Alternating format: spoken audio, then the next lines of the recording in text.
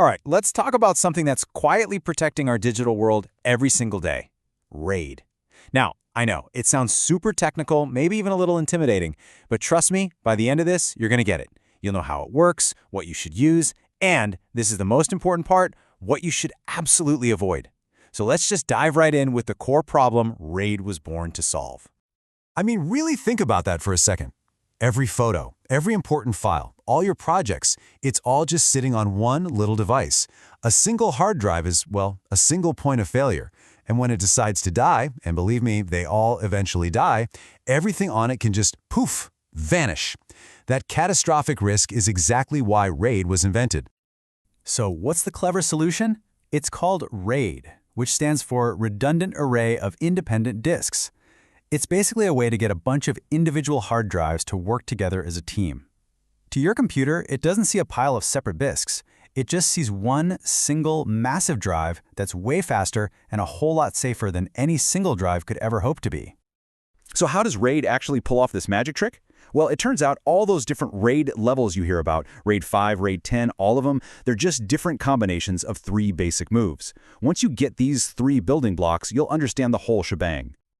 Okay, first up, we have striping. Picture this.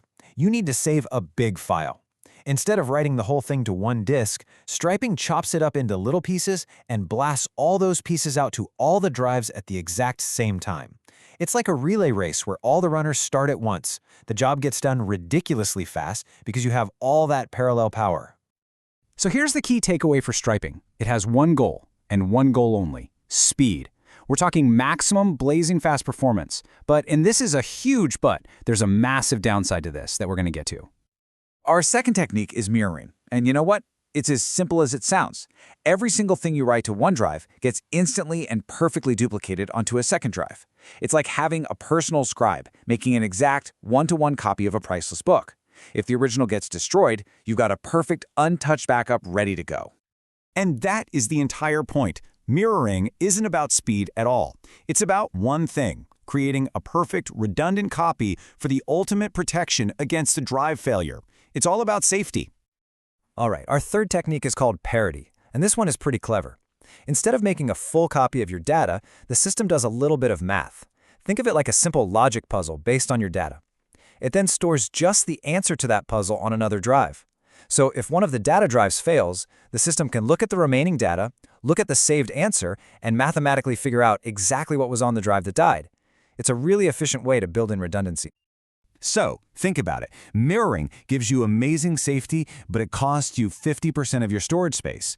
Parity, on the other hand, gives you that safety while only using up the space of 1 or maybe 2 drives, no matter how huge the array gets. It's an incredibly space-efficient way to protect your data. Okay, so now we know the 3 secret ingredients: striping for speed, mirroring for safety, and parity for efficiency. Now we can finally see how these are mixed and matched to create all the famous RAID levels. Each one is just a different recipe, and each one comes with its own unique pros and cons. Let's just quickly break this down. See RAID 0 over there? All striping. That means amazing speed, but look at fault tolerance, none. One drive fails and you lose everything, total data loss. Now jump over to RAID 10. You get really high speed and great fault tolerance. But look at the primary con. You lose 50% of your capacity. And then there's RAID 5 and 6, which use that clever parity. They're efficient with space, but check out the write speeds and that rebuild risk row. As you can see, every single choice is a trade-off. You know, for most of us building a modern system, the decision really just boils down to 2 main contenders. This brings us to the great showdown, the battle between pure, unadulterated performance and maximum possible capacity. And this slide lays out the choice perfectly. On one side, you have RAID 10, a stripe of mirrors. This is your performance king.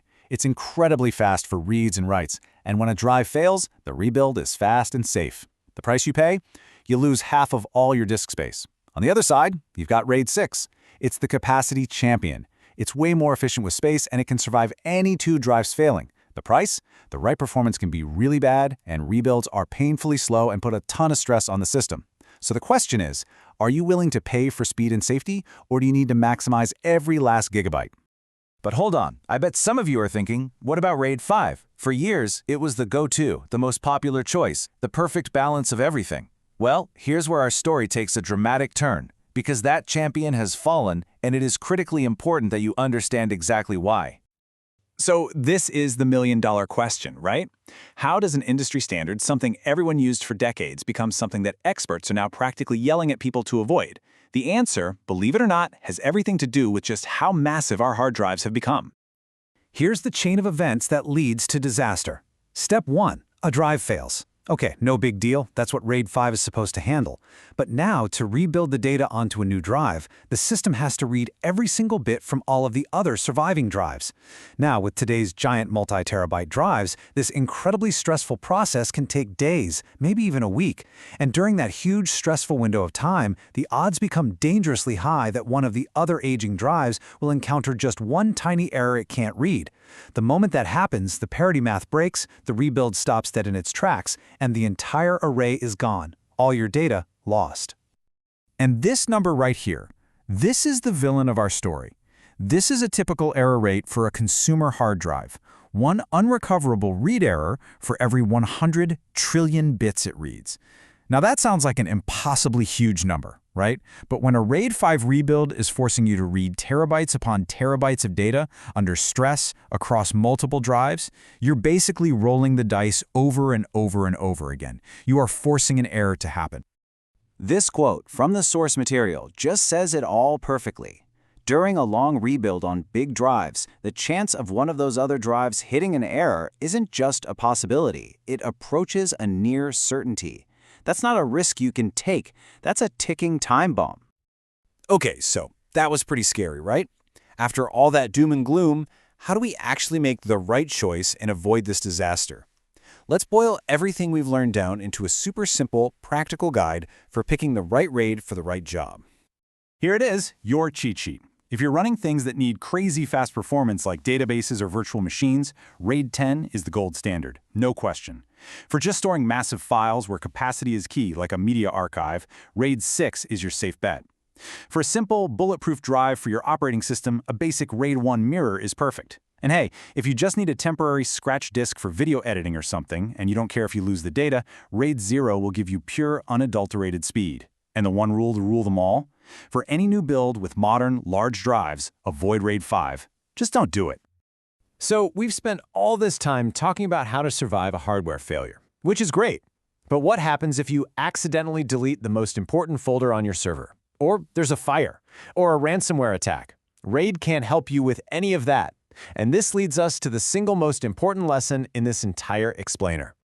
If you remember one thing today, please let it be this. RAID is not a backup. RAID is for high availability. It's designed to keep your system up and running if a drive fails. A backup is a completely separate copy of your data, ideally stored in a completely different place, that protects you from everything else. Human error, disaster, theft, you name it. RAID is essential for uptime, but it is never, ever a substitute for a real backup strategy.